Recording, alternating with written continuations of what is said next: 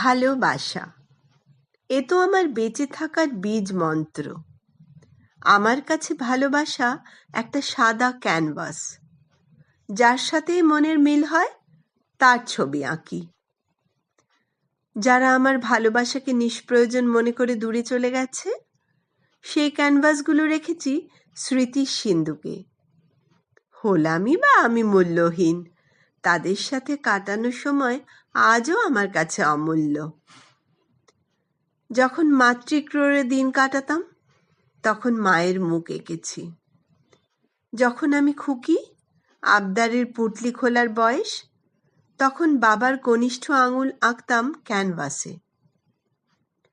জীবনের বিভিন্ন অধ্যায়ে ক্যানভাসে ছবি এঁকেছি।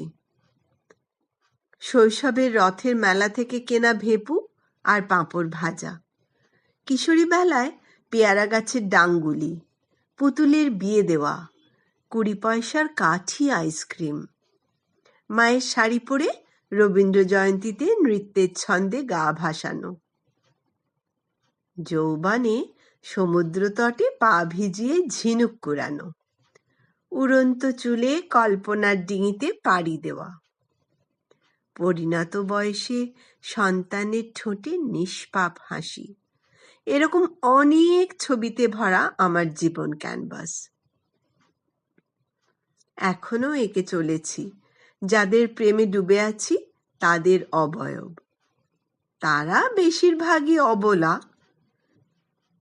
মিশকালো মেঘের পিছনে এক ফালি রবিরশ্মি, সদ্য ফোটা মরশুমি ফুলের কলি, অমাবস্যায় জোনাকির ঝাঁক, কিংবা তাল গাছে ঝুলন্ত বাবুই বাসা।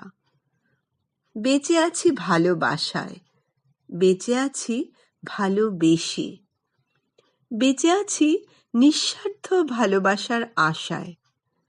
সমস্যাগুলোকে দূরছাই না করে ভালোবেসে সামলিয়ে এভাবেই বেঁচে থাকার প্রয়াস করি প্রতিদিন। ভালোবেসে বেঁধে বেঁধে থেকো সবাই, রোজ রোজ ভালোবেসে বাঁচো, কারণ প্রতিটা আগামী অজানা।